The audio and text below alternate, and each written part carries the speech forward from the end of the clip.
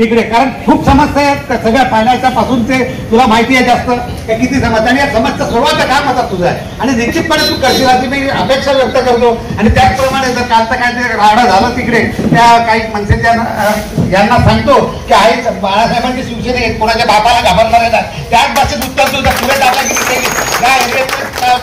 तुझ्याशी काय झालं मला कळलं, पण आता तुम्हाला सांगून देतो ज्या मनसेचे कोण कार्यकर्ते असतील त्याच भाषेत उत्तर दिलं जाईल आणि मग आमची शिवसेना ही कशी असते, काय करू शकते हे तुम्हाला दाखवून देऊ.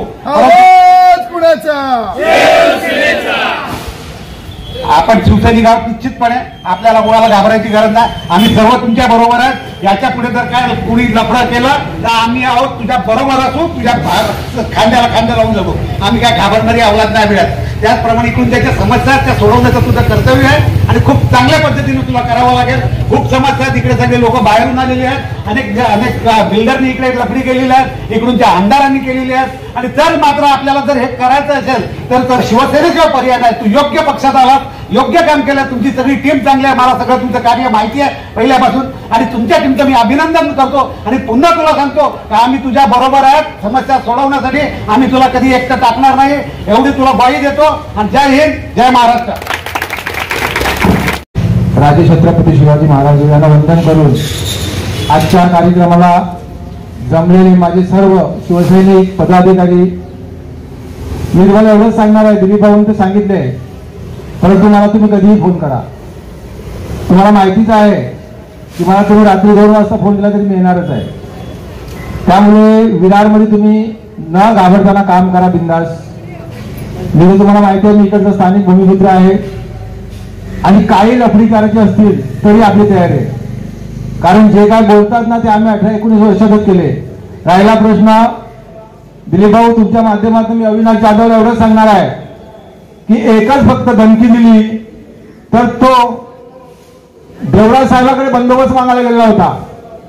त्यामुळे त्यांनी एवढं समजलं पाहिजे की आम्ही आता शिवसेनेत आहे आणि पालघर जिल्ह्याचा लोकसभा संघटक आहे. जर शिवसेनेच्या माध्यमातून काय आम्हाला आमच्या शिवसैनिकाला काय तू बोलत असेल तर पालघर जिल्ह्यात आल्यानंतर याद राख, मला वाटते आम्हाला 100 लोकांची गरज नाही, आम्ही 5च भारी पडणार आणि ते असे भारी करू की मला वाटते मग आम्हाला जेलमध्ये जावं लागलं तरी चालेल. त्यामुळे अविनाश जाधवला माझं आव्हान आहे की ह्याच्या पुढे जर तू ठाण्यामध्ये बोललाय आणि आमच्या ठाण्याच्या शिवसैनिकांना मला एवढं सांगायचं का आपण काय बांगड्या पडलेत का, अरे घुसा घरात, एक केस होईल. पण पालघरमध्ये आला आणि आमच्या बरोबर ह्यात अशा कधी भाषा केल्या तर तू समजून जा, तुझ्या घराच्या खाली सुद्धा उतरून देणार नाही. बरोबर माझे 2 शब्द संपवतो. जय हिंद, जय महाराष्ट्र. आसिफ मोहम्मद, वैशाली मोहिते, प्रदीप सूर्यवंशी, दिनेश सोनार, स्वाती पवार,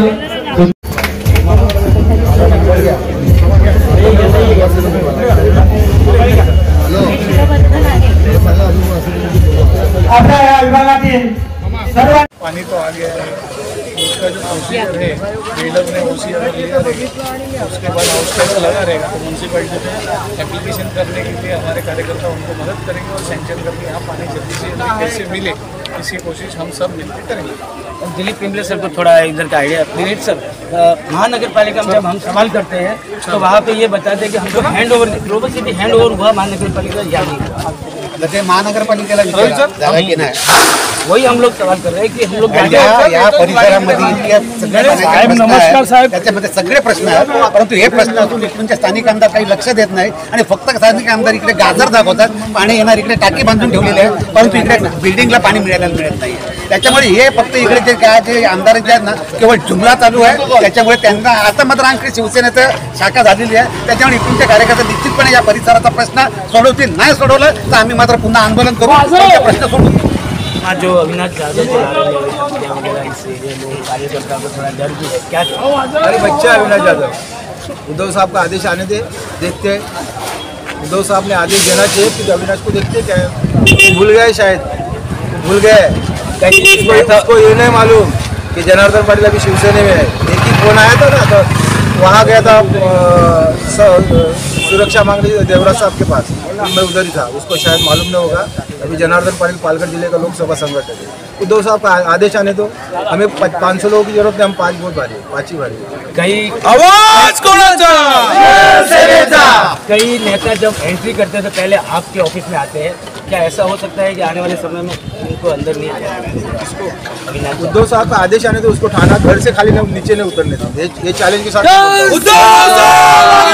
साफ तौर पे कहना है कि अगर उद्धव साहब ने आदेश दे दिया तो बिहार में आने की दूर की बात, उसको घर से नीचे